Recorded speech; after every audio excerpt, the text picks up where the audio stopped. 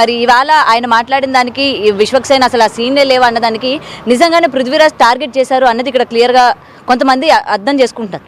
ఏమంటారు దీనికి? మరి అందులో గొర్రెలు ఉన్నాయో లేవో మనకు తెలియదు, కానీ ఆయన చేసింది ఆయన మాట్లాడారు. అందులో గొర్రెలు ఉన్నాయా గొర్రెలు లేవా అన్నది డైరెక్టర్ గారికి తెలియాలి, యాక్టర్ హీరో గారికి తెలియాలి, చేసిన ఒక యాక్టర్ పృథ్వీరాజ్ గారికి తెలియాలి. కానీ అందులో ఎన్ని గొర్రెలు ఉన్నాయని మనకు తెలియదు. ఆయన గొర్రెల గురించి ఆయనకి ఇచ్చిన సీన్స్ గురించి మాట్లాడాడు, కానీ రాజకీయం గురించి అసలు మాట్లాడలేదు. సారీ చెప్పేంత అవసరం కూడా లేదు. ఆయన మన హీరో గారు ఏం చెప్తున్నారు, నేను సారీ చెప్తున్నాను మీరు మాట్లాడండి అని మనం ఫేస్బుక్లో అన్నిట్లో పెడుతుంటే విన్నాము. కానీ ఇప్పుడు మన జగన్ పార్టీ వాళ్ళు మాత్రమే వచ్చి ఆ సినిమా చూడరు కదా, తెలంగాణ వాళ్ళు చూస్తారు, అటు అన్ని కంట్రీల వాళ్ళు చూస్తారు కదా, అందరు చూస్తారు. వాళ్ళకి మాత్రం సారీ చెప్పాలి, వాళ్ళు మాత్రమే ట్రోలింగ్ పెడుతున్నారు. ఇప్పుడు రేపు ఇంకొక అతను పెడతారు, వాళ్ళకి సారీ చెప్తామా? వీళ్ళు ఎల్లుండి ఇంకొక అతను ట్రోలింగ్ పెడతాడు, ఇష్టానికి మాట్లాడతారు, వాళ్ళకి సారీ చెప్తారా? పెట్టిన వాళ్ళందరికీ సారీ చెప్పుకుంటూ మనం వెళ్తుంటే ఇంకా మనం ఎక్కడ, మన లైఫ్ ఎక్కడ ఉంటుంది? సారీలలోనే వెళ్ళిపోతుంది. అక్కడ వచ్చేసి ఆ గొర్రెలు ఉన్నాయో లేవో మనకు తెలియదు. డైరెక్టర్ గారు కథ రాశాడు, ఇలా చేయమన్నారు, అలా చేశారు, అంతే. అదే ప్రజల ముందు ఆయన కామెడీ ఆర్టిస్టు కాబట్టి కామెడీ లాగా చెప్పాడు. ఓకే, అంతేగాని ఎవరిని ఉద్దేశించి చెప్పారు? ఉద్దేశించి చెప్పలే, ఇది మాత్రం గ్యారంటీగా చెప్తున్నా నేను.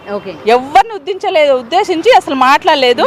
వాళ్ళు ఎందుకు రాస్తున్నారో వాళ్ళకి పని లేక టైం పాస్ కోసం వాళ్ళు అలా ట్రోలింగ్ పెడుతున్నారు. ఓకే మేడం, ఉద్దేశించి ఆయన చెప్పలేదు అని అన్నారు. మరి ఈ రోజు ఏదైతే మూవీ టీం ఆయన పెట్టుకొని కామెడీగా చేశామని చెప్తూ ఉన్నారు, మరి వాళ్ళు కూడా పృథ్వీరాజ్ గారు అసలు కావాలని అనలేదు, లేకపోతే ఉద్దేశపూర్వకంగా అనలేదు అని చెప్పి ఈయన వైపు ఎందుకని మాట్లాడట్లేదు? ఇప్పుడు విశ్వక్సేన్ గారు ఒక మాట అన్నారు, నేను ఇందాకే చూడడం కూడా జరిగింది.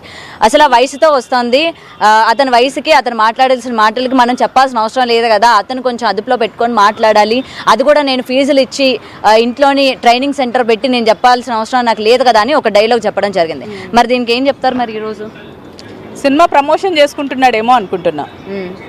ఇలాగన్నా పబ్లిసిటీ అవుతుంది కదా మూవీ. సైలెంట్గా ఒక సినిమా రిలీజ్ చేస్తే, నేను ఒక సినిమా చేశాను, సైలెంట్గా రిలీజ్ చేశాను, ఎవరు పట్టించుకోలేదు. ఇలాగ ఒకరి మీద బ్లేమ్ వేసి ఒకరిని చిన్న మ్యాటర్ని పెద్దగా చేస్తే అది ఎక్కువ పబ్లిసిటీ అయిపోతుంది. సో అందరు ఏముంది అందులో అని చూస్తారు కదా, ఇది ఒక పబ్లిసిటీ అనుకోవాలి, అంతేగాని ఇది పెద్ద మ్యాటర్ అయితే కాదు. కేవలం పబ్లిసిటీ ప్రమోషన్స్ కోసం.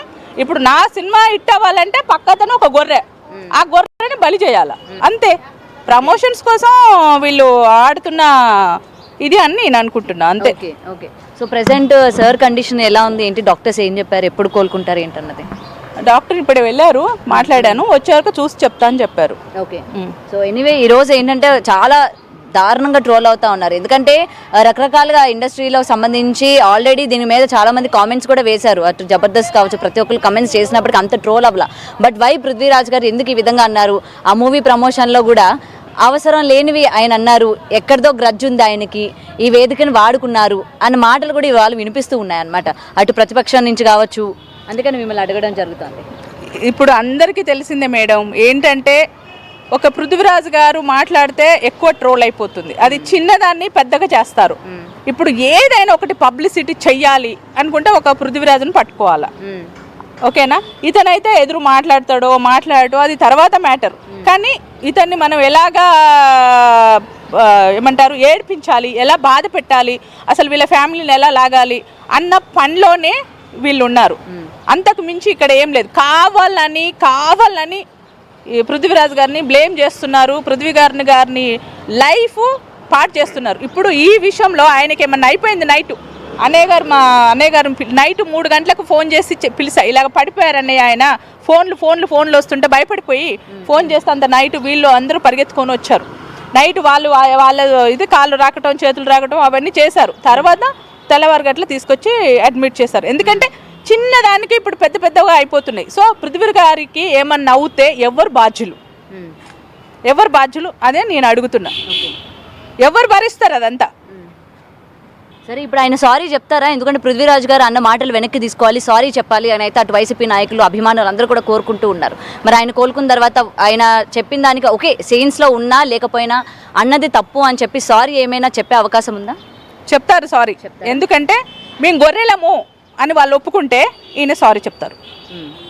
మేము గొర్రెలము, మేము ఎవరెవరైనా ట్రోల్ చేస్తున్నామో, ఎవరెవరైనా కామెంట్స్ పెడుతున్నామో, ఎవరెవరు బూతులు మాట్లాడుతున్నామో, మేమందరం గొర్రెలమయ్యా అని వాళ్ళు చెప్తే మేము సారీ చెప్తాం.